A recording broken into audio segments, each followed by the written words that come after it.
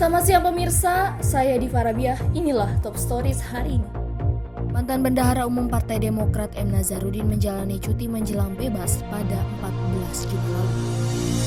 UNHCR atau the UN Refugee Agency mengapresiasi Indonesia atas pendaratan pengungsi Rohingya di Aceh. Berikut berita selengkapnya.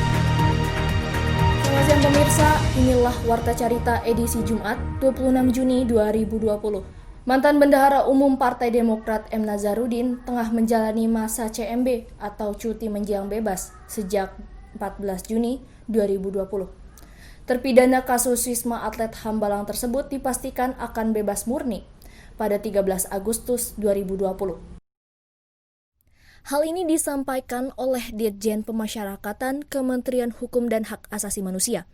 Namun, sebelum bebas murni pada Agustus mendatang, Ditjen Pas lebih dahulu memberikan cuti menjelang bebas selama 2 bulan terhitung sejak 14 Juni 2020. Ia mengatakan pemberian CMB tersebut sesuai dengan ketentuan pasal 103 Peraturan Menteri Hukum dan HAM RI nomor 3 tahun 2018 tentang syarat dan tata cara pemberian remisi, asimilasi, cuti mengunjungi keluarga, pembebasan bersyarat, cuti menjelang bebas, dan cuti bersyarat. Selama masa CMB, terpidana Nazarudin harus berkelakuan baik dan tidak melakukan tindak pidana apapun. Bila Nazarudin melanggar, maka ia harus dikembalikan ke lapas Sukamiskin. Nazar sebelumnya divonis dalam 2 kasus korupsi berbeda. Pertama pada 20 April 2012. Mantan anggota DPR itu divonis 4 tahun 10 bulan penjara dan denda 200 juta rupiah oleh Pengadilan Tindak Pidana Korupsi Jakarta. Nazar terbukti menerima suap sebesar 4,6 miliar rupiah yang diserahkan mantan manajer pemasaran PT Duta Graha Indah, DGI, Muhammad L. Idris, kepada 2 pejabat bagian keuangan grup Permai, Yulianis dan Oktarina Furi. Nazar juga dinilai memiliki andil membuat PT DGI yang kini berubah nama menjadi PT Nusa Konstruksi Engineering menang lelang proyek pembangunan Wisma Atlet SEA Games 2011 dan Gedung Serbaguna Pemerintah Provinsi Sumatera Selatan di Kementerian Pemuda dan Olahraga. Mahkamah Agung kemudian memperberat hukuman Nazarudin dari 4 tahun 10 bulan penjara dan denda 200 juta rupiah menjadi 7 tahun penjara dan denda 300 juta rupiah. Belum selesai menjalani masa hukuman pada kasus pertama, Nazar kembali divonis pada 15 Juni 2016 dalam kasus gratifikasi dan tindak pidana pencucian uang.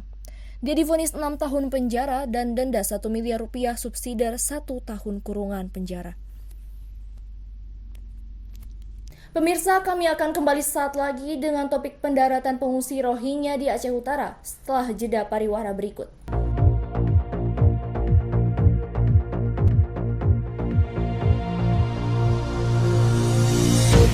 Kembali bersama kami pemirsa, Komisioner Tinggi PBB untuk Urusan Pengungsi mengapresiasi Indonesia atas pemberian izin pendaratan pengungsi Rohingya di Aceh Utara setelah beberapa lama pengungsi di atas kapal. Rabu 24 Juni lalu, Kepolisian Aceh mengkonfirmasi bahwa para nelayan memindahkan para pengungsi ke kapal motor milik mereka pada Senin 21 Juni malam. Para pengungsi diizinkan merapat ke daratan, namun sempat ditunda untuk turun, menunggu kebijakan otoritas setempat yang mempertimbangkan protokol kesehatan anti-COVID-19. Menlu Retno Marsudi menyatakan bahwa para pengungsi tetap diberikan bantuan atas nama kemanusiaan, namun ia tak menjelaskan lebih rinci. An Maiman, perwakilan UNHCR untuk Indonesia menambahkan, Indonesia telah beberapa kali mengambil tindakan yang patut dicontoh oleh negara lainnya di wilayah ini, setelah memberikan bantuan serta penyelamatan jiwa bagi orang-orang Rohingya di kapal Aceh pada 2015 dan 2018. Pemirsa, informasi tersebut menutup perjumpaan kita kali ini. Saya Diva dan segenap kru undur diri. Selamat melanjutkan aktivitas Anda dan sampai jumpa.